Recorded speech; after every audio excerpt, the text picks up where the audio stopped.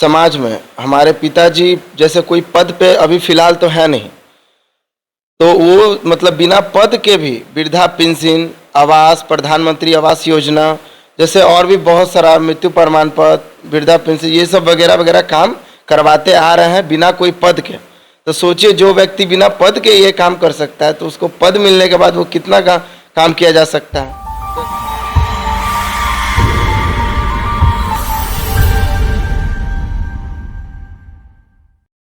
नमस्कार, आदाब। मैं हूं आदम परवेज़। आप देख रहे हैं राइट फॉर न्यूज़। हम यहां उपस्थित हैं सुदेश राय जी के पास और सुदेश राय जी के पुत्र निखिल जी हमारे साथ हैं, आमने सामने हैं।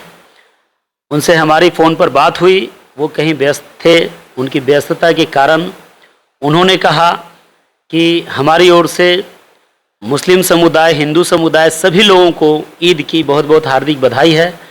इसी संदर्भ में उनके पुत्र निखिल जी से कुछ बातें करने आया हूँ। निखिल जी, आपका बहुत बहुत स्वागत है राइट फॉर न्यूज़ में। धन्यवाद सर।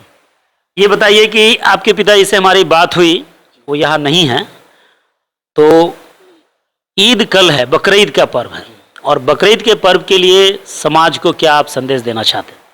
बकरीद के पर्व के लिए सर समाज को हम ये संदेश देना चाहते हैं कि सभी मुस्लिम समुदाय भाइयों को तहे दिल से बकरीद की हार्दिक शुभकामनाएं मेरे तरफ से भी और हमारे पिताजी की जो सुदेश राय भावी उम्मीदवार हैं उपाध्यक्ष नगर परिषद के, उनके तरफ से सभी दानापुर नगर वासियों को भी बकरीद की हार्दिक शुभकामनाएं। अच्छा, ये बताइए, 2-3 दिन के बाद सावन का भी महीना शुरू होने जा रहा है, जो बहुत ही पवित्र महीना है, और एक मास लोग जल ढालते हैं जाकर शंकर भगवान के ऊपर। तो यहाँ ये तो है 2-3 दिन में सावन का पर्व चालू होने वाला है और हिंदू के लिए ये तो बहुत पवित्र पर्व माना जाता है। और सावन तो समझिए कि करीबन 2 साल तो कोरोना रहा, उसके बाद ये चालू हुआ है, तो सबों को शुभकामना भी है और हमारे पिताजी के तरफ से भी।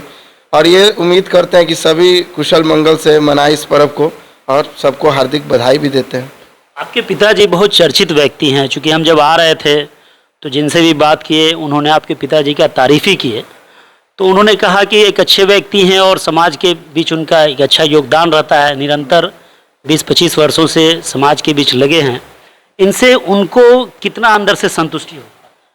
जैसे देखिए, जब से हम लोग देख रहे हैं समाज में हमारे पिताजी जैसे कोई पद पे अभी फिलहाल तो है नहीं, तो वो मतलब बिना पद के भी वृद्धा पेंशन, आवास, प्रधानमंत्री आवास योजना जैसे और भी बहुत सारा मृत्यु प्रमाण पत्र, वृद्धा पेंशन, ये सब वगैरह वगैरह काम करवाते आ रहे हैं बिना कोई पद के। तो सोचिए जो व्यक्ति बिना पद के ये काम कर सकता है तो उसको पद मिलने के बाद वो कितना काम किया जा सकता है।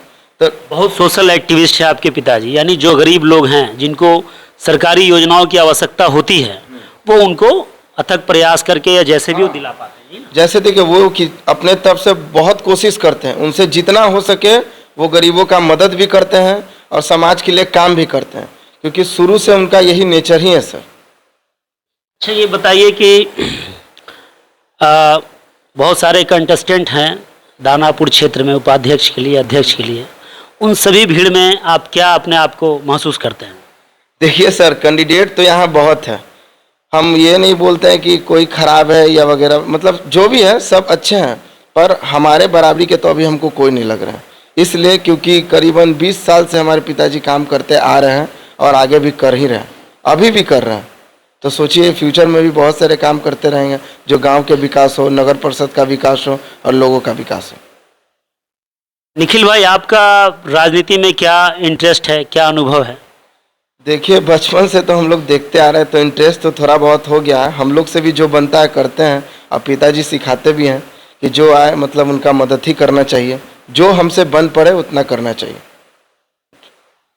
तो ये थे निखिल साहब, जो सुदेश राय साहब के सुपुत्र हैं, और इनकी भागीदारी समाज के बीच में बहुत बढ़ चढ़ कर रहती है और हर काम में ये तत्पर रहते हैं। अब देखना ये होगा कि चुनाव का टाइम अभी तक आया नहीं है, लेकिन बहुत सारे अभ्यर्थी हैं जो उम्मीद लगाकर बैठे हैं कि चुनाव आए और हम इसको चुनाव को लड़ें, और उम्मीद रखते हैं कि हम चुनाव को जीतें। मैं आदम परवेज़, दानापुर, पटना।